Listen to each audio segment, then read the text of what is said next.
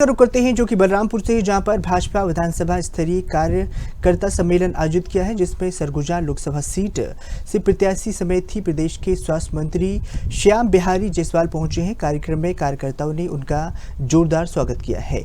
वहीं मंच को संबोधित करते हुए स्वास्थ्य मंत्री जायसवाल ने अब की बार 400 पार के स्लोगन को लेकर ही भाजपा के हर बूथ स्तर पर जाकर मजबूती से जो है चिंतामणि महाराज के पक्ष में वोट किया है और साथ ही कई मुद्दों को लेकर कांग्रेस पर जमकर निशाना साधा है। बता दें कि जिले के वासियों को काफी लंबे वक्त से रेलवे की मांग उठा रही थी। इसको लेकर उन्होंने कहा है कि बीजेपी की सरकार बनते ही जल्द काम पूरा किया जाएगा। वही सांसद प्रत्याशी चिंतामणि महाराज ने कहा है कि जीतने के बाद ही इस क्षेत्र में बंद रेलवे लाइन सहित ही बेरोजगार युवाओं को रोजगार दिया जाएगा।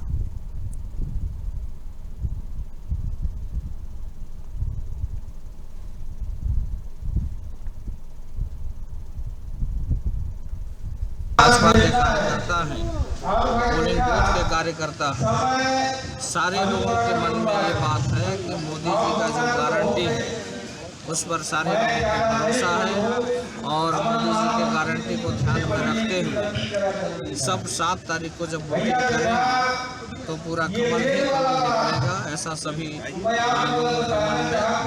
किन मुद्दों पे इस बार की चुनाव रहेगी आपकी लोकसभा? मोदी जी का गारंटी और उसके साथ साथ केंद्रीय नेतृत्व से और जो मुद्दे आएंगे उस पर भी बात करेंगे। जनता आप पर भरोसा करती है तो पहला काम क्या करेंगे आप? अभी जब मैं भाषण दे रहा था तो वहाँ पर बात आया कि यहाँ रेलवे का विस्तार होगा और वास्तव में सही भी है। अगर हमको हमारे जो नौजवान साथी हैं उनको अगर रोजगार का अगर हम बात करेंगे तो उसके लिए जब तक यातायात का साधन जब तक नहीं बनेगा, चाहे वो रेलवे यात्रा हो या हवाई यात्रा, तब तक बड़े उद्योगपति नहीं आएंगे और जब तक बड़े उद्योगपति नहीं आएंगे तब तक यहाँ जो रोजगार का जो संभावना हम तलाशते हैं वो संभव नहीं होगा।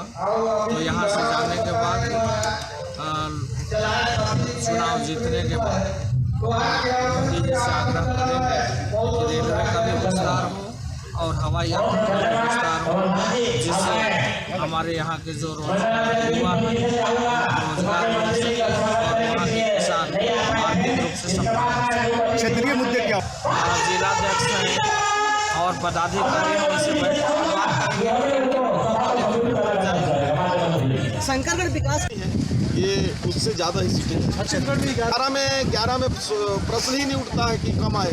पिछले बार भी हम लोगों ने विपरीत स्थिति के बाद भी, ये सरगुजा को ही देख लीजिए, 8 के 8 विधानसभा में हारे थे, लेकिन हमने लोकसभा में 1.5 लाख सुपर वोटों से जीता। पिछले बार भी 9 सीटें जीते और 2 सीटों में बहुत कम अंतर से, 30,000 से कम अंतर से हम लोगों ने हारे। तो इस बार तो हार जीत का प्रश्न ही नहीं है, 11 सीट तो आएगी, लेकिन कांग्रेस इस बार कई सीटों में टक्कर में नहीं रहेगी, यहाँ पर वोटों से जीतेंगे।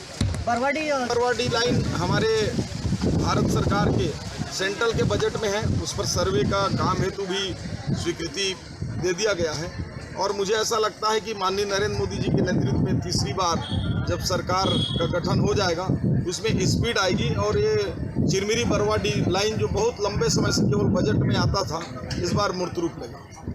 कार्यकर्ता सम्मेलन पूरे देश में भारतीय जनता पार्टी का चल रहा है और सरगुजा लोकसभा के रामानुजन विधानसभा का भारतीय जनता पार्टी के कार्यकर्ताओं का आज बलरामपुर में सम्मेलन था और इस सम्मेलन में हमारे प्रत्याशी, सभी हमारे वरिष्ठ नेतागण, सभी ने कार्यकर्ताओं को जोश भरने का काम किया और आज कार्यकर्ता सभी जोश के साथ अपने अपने क्षेत्रों में जाकर भारतीय जनता पार्टी की माननीय नरेंद्र मोदी जी के नेतृत्व में तीसरी बार सरकार बनाने जा रहे हैं। क्या कहेंगे? देखिए, राजनीति और चुनाव में हर बात चुनौतीपूर्ण रहती है। पिछले बार भी 303 सीटें हमने पाई। लगातार लंबे 30 साल के बाद स्पष्ट बहुमत के साथ भारतीय जनता पार्टी की सरकार बनी। छत्तीसगढ़ में भी ये कांग्रेस बोलते थे कि कभी ये सरकार नहीं बना पाएंगे, 15 सीटें भी नहीं आ पाएंगी। हम लोगों ने, लेकिन हमारे नेताओं ने, माननीय नरेंद्र मोदी जी ने गारंटी दिया था कि छत्तीसगढ़ को संवारने का। इसी छत्तीसगढ़ में 54 सीट पाकर हमने भारतीय जनता पार्टी के अभी माननीय विष्णुदेव साय जी के नेतृत्व में सरकार बनाया। तो मुझे पूरा भरोसा है और मैं ये विश्वास के साथ कह सकता हूँ कि इस बार माननीय नरेंद्र मोदी